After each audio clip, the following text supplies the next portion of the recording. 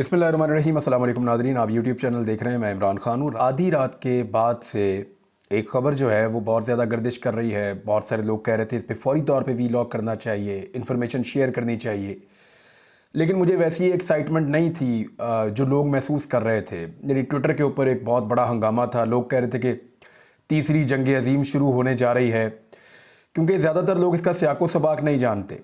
लोगों को आइडिया नहीं है कि ये जो सारा कुछ हुआ इसका बैकग्राउंड क्या है और किस वजह से ईरान ने ये अटैक किया इसराइल के ऊपर, और इसराइल का कितना नुकसान इसमें हो सकता है। और मुश्किलात जो है वो कुछ मुल्कों के लिए पैदा हो गई थी वक्ती तौर पे, क्योंकि वहाँ पे जो अवाम का रद्द-ए-अमल था वो मुख्तलिफ था और हुकूमतों का रद्द-ए-अमल जो है वो मुख्तलिफ होता है। मैं तफसीलात आपके सामने एक एक करके रख देता हूँ कि एक्चुअली ईरान ने ये अटैक क्यों किया, इसराइल से इस अटैक का क्या नुकसान हुआ, इससे किस किस का फ़ायदा होगा, और क्या फ़लस्तीनियों की एक अलग खुद मुख्तार रियासत के रास्ते में इसको एक कदम के तौर पे देखा जा सकता है। यही सबसे बड़ा सवाल है ना कि ये अटैक कहीं फ़लस्तीनियों को फ़ायदा पहुंचाएगा। पाकिस्तान का रद्द-ए-अमल भी बहुत इंपॉर्टेंट है। मुझे आइडिया था कि रद्द-ए-अमल क्या होगा। मैंने कुछ मेरे साथ जो दोस्त मौजूद थे, रात को मैंने उन्हें कहा, मैंने कहा जी मैं आपको एक स्टेटमेंट बताता हूँ, यही स्टेटमेंट पाकिस्तान की गवर्नमेंट देगी। मैंने उनको वो स्टेटमेंट बताई, वो अभी थोड़ी देर पहले मुझे कह रहे थे कि एग्जैक्टली वैसी ही स्टेटमेंट पाकिस्तान की गवर्नमेंट ने दी है। मुझे आइडिया था कि पाकिस्तान मैक्सिमम इसमें क्या कर सकता है, लेकिन पहले आपको तफसीलात में बता देता हूँ। जो ईरान ने अटैक किया इसराइल के ऊपर, उसके हवाले से डिफरेंट इतलात आ रही हैं। यानी अमेरिका का एक दावा था कि 500 के करीब कोई ड्रोन्स गए हैं, कुछ क्रूज मिसाइल्स गए हैं, कुछ दूसरे मिसाइल गए हैं। तो ये तो एक दावा था अमेरिका की जानिब से, इसराइल की जानिब से शुरू में इनिशियली, और ईरान का भी दावा था कि उन्होंने बहुत तगड़ा हमला किया है। लेकिन एक्चुअली ये अटैक क्या था, अब कुछ तफसीलात आना शुरू हो गई हैं, और ये भी अभी कंफर्म नहीं है। कंफर्म इतलात जो हैं वो फिर जब डॉक्यूमेंट शेयर होंगे, जब सारी चीज़ें क्लियर होंगी तो फिर सामने आ जाएंगी।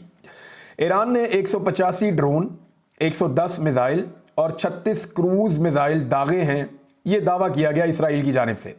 पहले ये 500 तक की बात कर रहे थे, लेकिन अब इन्होंने एक नंबर दिया है। और ईरान ने इसराइल पर तकरीबन 200 ड्रोन और क्रूज मिसाइल जो हैं वो फायर किए हैं, एक दावा ये भी है। तो मुख्तलिफ दावे आ रहे हैं। ईरानी मीडिया जो है वो ये क्लेम कर रहा है कि इसराइल में जो 50% अहदाफ उनके थे जिनको उन्होंने टारगेट करना था, वो उन्होंने टारगेट अचीव कर लिया है। दूसरी जानिब आलमी मीडिया पे और इसराइली मीडिया के ऊपर जो खबर आ रही है वो ये है कि बहुत मामूली नुकसान हुआ है और कोई इस लेवल का डैमेज इसराइल को नहीं हुआ जो काबिल ज़िक्र हो। हाँ, कुछ जगह पे जो है वो ईरान कामयाब हुआ, क्योंकि ईरान के जो ड्रोन्स गए हैं उनकी स्पीड, जो चीज़ें उन्होंने अटैक के लिए इस्तेमाल की ईरान ने, वो डिसीव कर सकती हैं किसी भी अच्छे डिफेंस सिस्टम को। नॉर्मली तो वो बहुत इफेक्टिव नहीं थी, लेकिन फिर भी डिसीव करने के लिए उनकी रफ्तार में फ़र्क है। कोई तेज़ जा रहा है, कोई स्लो जा रहा है, कोई नीचे उड़ रहा है, कोई ऊंचा उड़ रहा है, उनकी हाइट में फ़र्क है, उनकी स्पीड में फ़र्क है। तो ये चीज़ें डिसीव करने के लिए होती हैं। लेकिन क्या उतने बड़े पैमाने पर डिसीव करने के बाद ईरान ने अपने टारगेट हासिल किए हैं इसराइल में? तो उसका अब तक, जब मैं ये वीडियो रिकॉर्ड कर रहा हूँ, इस वक्त तक का जवाब है कि नहीं, कोई ऐसा बड़ा टारगेट अचीव नहीं हुआ। अब तक मैं बात कर रहा हूँ, हो सकता है बाद में कुछ इतलात आए जिसके अंदर तस्दीक हो जाए कि इसराइल में कोई बहुत बड़ा नुकसान हो गया।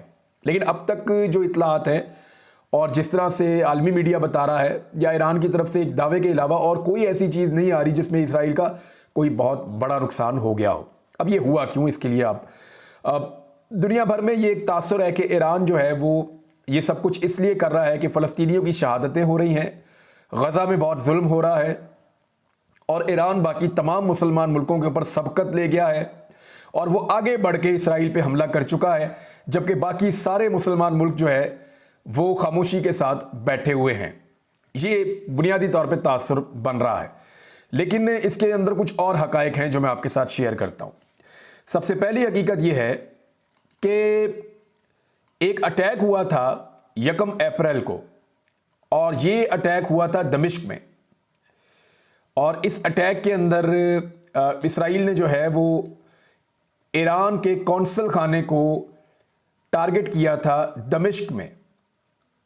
यानी दमिश्क के अंदर ईरान का जो कौंसल खाना है उसके ऊपर इसराइल ने हमला किया था, और इस हमले में सीनियर कमांडर समेत 7 ईरानी जो हैं वो जाँ बहक हो गए थे। जवाबी कार्रवाई का हक रखते हैं, उस वक्त ईरान ने ये कहा था।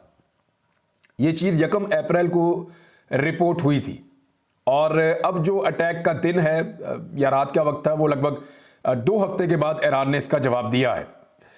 ईरानी पासदारान इनकलाब का कहना है कि शाम के दारुल हुकूमत दमिश्क में ईरानी कौंसल खाने की इमारत पर इसराइली हमले में तंजीम के 2 सीनियर कमांडर समेत 7 अहलकार हलाक हुए हैं। और ये बहुत बड़ा नुकसान था ईरान का। ये बड़े अहम और सीनियर कमांडर्स थे ईरान के।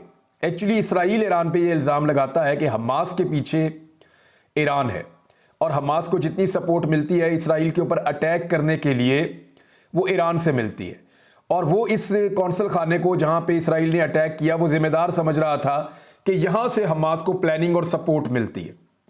तो उन्होंने उस कौंसल खाने के ऊपर अटैक किया, जो कि गलत था, जो इंटरनेशनल कवानीन की खिलाफ वर्जी थी। और आप किसी भी कौंसल खाने के ऊपर ऐसे अटैक नहीं कर सकते एक तीसरे मुल्क में जाकर। और कौंसलेट्स के ऊपर, एम्बेसीज के ऊपर अटैक तो आलमी कवानीन की खिलाफ वर्जी है, इसकी तो कहीं इजाजत भी नहीं है। तो ईरान के साथ एक बहुत बड़ी ज्यादती की थी इसराइल ने।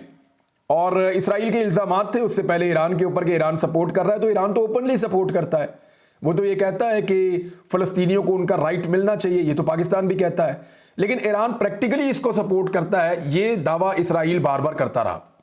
तो इसराइल ने अटैक कर दिया दमिश्क के अंदर एक कौंसल खाने पर, जिसको वो समझते थे कि उनके खिलाफ ईरान वहां पे इस्तेमाल कर रहा है।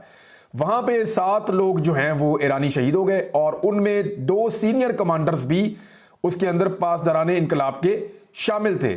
और उस फोर्स को कहते हैं जी कुदस फोर्स। और उसके senior commander brigadier general Mohammad Raza Zahedi और उनके नायब ब्रिगेडियर जनरल मोहम्मद बादी हाजी रहीमी भी शामिल थे। ये 2 बड़े अहम लोग थे ईरान के। और इन 2 लोगों की शहादत को ईरान में बड़ा धचका लगा और ईरान ने कहा जी हमारे पास अब हक है कि हम वापस रिटेलिएट करें, वापस हमला करें। तो सबको इस बात का आइडिया था कि ईरान इस बात का जवाब देगा और ईरान को इसका जवाब देना पड़ेगा। देखिए, ईरान में इलेक्शन भी हो रहे हैं। ईरान में इलेक्शन का एक मरहला हो चुका है जहां पे ज़्यादातर फैसला हो गया कि हुकूमत किसकी रहेगी, लेकिन टर्नआउट बहुत डाउन था, उसको बहुत तनकीद का निशाना बनाया जा रहा था। अब उसका इलेक्शन का अगला मरहला इस महीने के आखिर में या अगले महीने में होना है, तो इसका भी एक प्रेशर था। तो लगातार प्रेशर बढ़ रहा था। ईरानी हुकूमत ने दुरुस्त फैसला किया कि अगर उनके ऊपर अटैक किया है तो बिल्कुल वापस उनको जवाबी हमला करना चाहिए। कोई भी खुद मुख्तार आज़ाद रियासत यही करेगी। आपको याद होगा ईरान से पाकिस्तान के अंदर अटैक हुआ कुछ अर्सा पहले, और फिर पाकिस्तान ने वापस ईरान के अंदर जाकर अटैक किया। तो पाकिस्तान को वही करना चाहिए था जो एक आज़ाद और खुद मुख्तार मुल्क करता है। 2019 में आपको याद होगा जब इंडियंस अपने तैयारों को लेकर पाकिस्तान में घुसे थे, तो फिर पाकिस्तानी भी अपने तैयारों को लेकर इंडिया में घुसे थे और फिर इंडिया के 2 तैयारे धूल चाट गए थे। अभिनंदन को हमने पकड़ लिया था, बाद में हमने खरात में वापस कर दिया। तो वो भी एक एपिसोड हुआ था। ये भी एक उसी नौयत का एपिसोड है कि इसराइल ने ईरान पे अटैक किया इल्ज़ाम लगाते हुए, और इसी तरह ईरान ने वापस इसराइल के ऊपर अटैक किया उसका रिटेलिएशन के अंदर। अब इसराइल जो है वो कोशिश करेगा कि इसको इस्तेमाल करे एक विक्टिम कार्ड के तौर पे कि जनाब देखें हमारे ऊपर ईरान ने हमला कर दिया, हमारे साथ बड़ी ज्यादती की है। सलामती कौंसिल का उन्होंने इजलास भी बुला लिया। इसमें जो बड़ी अहम चीज़ हुई है कि पूरी दुनिया के अंदर जो मुसलमान हैं और जो फ़लस्तीन के हमायती हैं, उन सारों को बड़ी उम्मीद बन गई। फ़लस्तीन के अंदर, गज़ा के अंदर मुसलमान बाहर निकल आए, वो खुश हो रहे थे कि ईरान ने अटैक कर दिया है इसराइल के ऊपर। और उसके बाद जो है वो तेहरान के अंदर बहुत बड़ी तादाद में लोग बाहर निकल आए, वो सेलिब्रेट कर रहे थे कि ईरान ने इसराइल के ऊपर अटैक कर दिया है या जवाबी हमला किया है। तो एक्चुअली ये हमला नहीं था, ये जवाबी हमला था। ये ईरान को जो इसराइल ने छेड़ा था उन्होंने वापस छेड़ दिया है। इसका कुछ लेना देना फिलहाल फ़लस्तीन के साथ नहीं है। लेकिन याद रखिएगा, कोई भी जंग अजीम छिड़ी हो या कोई भी बड़ी जंग लगी हो इस दुनिया में, उसका आगाज किसी छोटे से वाक़े से होता है। जो बड़ी से बड़ी आग लगती है एक छोटी सी चिंगारी की वजह से लगती है। तो हमने इसको, इसकी हसासियत को ज़रूर पहचानना है और जानना है। कुछ चीज़ें हुई हैं, उर्दन खड़ा हो गया अमेरिका और इसराइल के साथ। अमेरिका ने स्टेटमेंट दिया, वो इसराइल के साथ खड़ा है। फ्रांस ने कहा कि हम आपकी बैक पे खड़े हैं इसराइल को। इसी तरह जो बरतानिया है उसने ईरान के खिलाफ इसराइल के साथ खड़े होने को तरजीह दी है। अक़वाम मुत्तहिदा ने फौरी तौर पर इसकी मजम्मत की है। कुछ ममालिक इसमें न्यूट्रल रोल प्ले कर रहे हैं, जिस तरह इंडिया है। इंडिया ने जो स्टेटमेंट दिया, इंडिया ने कहा जी कि हमें तशवीश है, खित्ते के अंदर कशीदगी हो जाएगी, लिहाजा दोनों साइडें जो है वो तहम्मुल का मुजाहरा करें। इसी तरह जो पाकिस्तान का स्टेटमेंट है, पाकिस्तान वाला स्टेटमेंट जो है वो तो मैं आपको पढ़ के भी सुना देता हूं अभी। पाकिस्तान के दफ्तर खारजा ने कहा कि पाकिस्तान को मशरिक़ वस्ता की सूरत हाल पर गहरी तशवीश है। पाकिस्तान ने कई माह से गजा में जंगबंदी के लिए बैनुल-अक़वामी कोशिशों की ज़रूरत पर जोर दिया है। ईरान की जानिब से इसराइल पर हमले के बाद खित्ते में बढ़ती कशीदगी पर पाकिस्तान ने मशरिक़ वस्ता की सूरत हाल पर गहरी तशवीश का इजहार किया। 2 अप्रैल को पाकिस्तान ने शाम में ईरानी कौंसल खाने पर हमले को एक बड़ी कशीदगी का पेशखैमा करार दिया था। आज की पेशरफ सफारतकारी के टूटने के नताइज को जाहिर करती है। ये सूरतों में संगीन मुज़म्मरात को भी वाज़ेह करते हैं, जहां अक़वाम मुत्तहिदा की सलामती कौंसल बैनुल-अक़वामी अमन और सलामती को बरकरार रखने की अपनी जिम्मेदारियां पूरी करने से कासिर है। अब सूरत हाल को मुस्तहकम करने और अमन की बहाली की अशद ज़रूरत है। हम तमाम फ़रीक़ैन से मुतालबा करते हैं कि वो इंतहाई तहम्मुल से काम लें और कशीदगी को कम करने की तरफ बढ़ें। यानी पाकिस्तान ये कह रहा है कि ईरान भी और इसराइल भी ये तहम्मुल से काम लें, कशीदगी से बचें। ईरान ने एक चीज़ और की है। ईरान ने एक तो स्टेटमेंट जारी कर दिया है, जनरल बाकरी का स्टेटमेंट है, वो स्टेटमेंट भी मैं आपको पढ़ के सुना देता हूँ ताकि चीज़ें और क्लियर हो जाएंगी। जनरल बाकरी ने ये कहा है, ईरान के ये हैं मेजर जनरल मोहम्मद बाकरी, ऑपरेशन कामयाबी से मुकम्मल हो गया है। इस ऑपरेशन ने हमें मुकम्मल नतीजा दिया है और अब मजीद ऑपरेशन जारी रखने का कोई इरादा नहीं है। ईरान ने फौरी तौर पे एक अटैक के बाद जंगबंदी का ऐलान भी अपनी जानिब से कर दिया है, अक़वाम मुत्तहिदा को भी यकीन दिलवा दिया है और बाकी हर जगह पे भी ईरान ने कह दिया है कि हम किसी और लड़ाई का हिस्सा नहीं बनेंगे। अमेरिका ने कुछ रिपोर्ट्स के मुताबिक इसराइल को आगाह किया कि हम ईरान पे अटैक नहीं करेंगे, लेकिन अमेरिका इसराइल का दिफा करेगा, ईरान पे अटैक नहीं करेगा। ईरान ने इसराइल को खबरदार किया है कि अगर इसराइल ने हमला किया दोबारा तो फिर ईरान भरपूर जवाबी हमला करेगा। अब ईरान और इसराइल की जो ताकत है उसका मवाजना क्या है वो आपको मैं किसी और वीलॉग में बता दूंगा कि ईरान क्या कर सकता है इसराइल का या इसराइल क्या कर सकता है ईरान का। और अगर ये आग भड़क जाती है तो फिर खित्ते की सूरत हाल क्या होगी और दुनिया की सूरत हाल क्या होगी। इंपॉर्टेंट ये है कि कौन कहां खड़ा होगा। सऊदी अरब का स्टेटमेंट मैं सबसे ज्यादा उसका इंतजार कर रहा था, वो इसलिए क्योंकि सऊदी अरब उम्मत मुस्लिमा को लीड करता है और जब भी फ़लस्तीन के साथ जुल्म होता है तो सबके सब पहले सऊदी अरब की तरफ देखते हैं, क्योंकि वो लीडर है, वो आगे चलेगा तो बाकी सारे पीछे चलेंगे साथ। सऊदी अरब की वजारत खारजा ने खित्ते में फौजी कशीदगी पर तशवीश का इजहार किया और जंग के खतरात से बचने के लिए तमाम फ़रीक़ैन से तहम्मुल का मुजाहरा करने का मुतालबा किया। सरकारी खबर रसा एजेंसी के मुताबिक एक बयान में सऊदी वजारत खारजा ने खबरदार किया कि अगर तनाज़े बढ़ाया गया तो संगीन नताइज होंगे।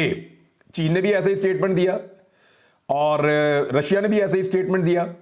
तो दुनिया इस लड़ाई को ख़त्म करना चाहती है, वो नहीं चाह रहे कि लड़ाई बढ़े और एक बड़ी जंग की तरफ दुनिया जाए। ईरान ने एक और स्टेटमेंट दिया।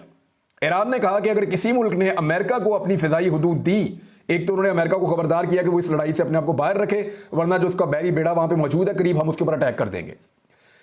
अमेरिका ने मशरिक़ वस्ता के अंदर अपना पैट्रियट का जो एंटी एयर डिफेंस सिस्टम है वो भी लगाया हुआ है। एयर डिफेंस सिस्टम एक उन्होंने लगाया हुआ है एंटी मिसाइल, कि अगर कोई अटैक करे तो अमेरिका वहां पे अपनी मर्जी कर सकता है। दूसरा जो इसराइल का आयरन डोम है वो भी दुनिया का एक बेहतरीन सिस्टम है, वो भी अमेरिका और इसराइल ने इश्तराक के साथ लगाया हुआ है इसराइल में, वो भी बड़ी कामयाबी से अब तक काम कर रहा है। हमास ने जितना अटैक किया उसका बेशतर उन्होंने उससे कंट्रोल किया था, अब जो ईरान ने किया तो इसका बेशतर हिस्सा उन्होंने दोबारा कंट्रोल किया है। जो अहम इंस्टॉलेशंस हैं या जो अहम एरियाज हैं इसराइल के, वहां पे अटैक करना बहुत ज़्यादा मुश्किल रहता है ऐसे एयर डिफेंस सिस्टम की मौजूदगी में।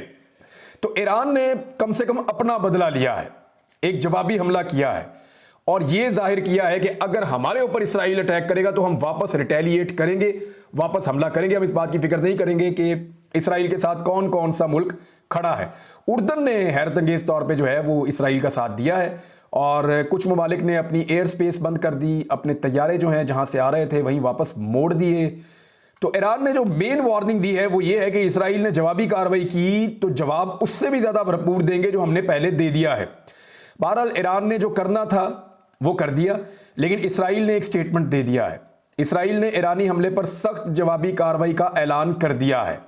अब देखना यह है कि क्या वो जवाबी कार्रवाई कर पाते हैं। अमेरिकन इलेक्शंस के ऊपर इसका असर पड़ेगा, याद रखिएगा। जो बाइडन इसका फायदा उठाने की कोशिश करेंगे और डोनाल्ड ट्रंप ने तो कह दिया है कि अगर मैं होता सदर अमेरिका का तो इसराइल के ऊपर यह अटैक ही ना होता। एक तो इसराइल जिसको लोग एक जालिम के तौर पे देख रहे थे, इस अटैक के बाद वो कोशिश करेगा कि दुनिया को यह बताए कि जी हम तो मजलूम है, हम तो विक्टिम है, हमारे ऊपर तो एक बहुत बड़ा अटैक हुआ है। लेकिन एक बात जो हर जगह पे सबको करनी चाहिए वो ये है कि ईरान ने हमला नहीं किया, ईरान ने जवाबी हमला किया है। और दूसरी बात, ये लड़ाई फ़लस्तीनियों के लिए नहीं थी, ये ईरान ने एक जवाब दिया है जो ईरान से सवाल पूछा था इसराइल ने। फ़लस्तीनियों के लिए ये लड़ाई नहीं थी फ़िलहाल, लेकिन ईरान सबसे बड़ा सपोर्टर भी है फ़लस्तीनियों का, ये भी हमें सेम टाइम में याद रखना है। अब तक के लिए इतना ही, अपना ख्याल रखिएगा, अपने इस चैनल का भी। अल्लाह हाफ़िज़।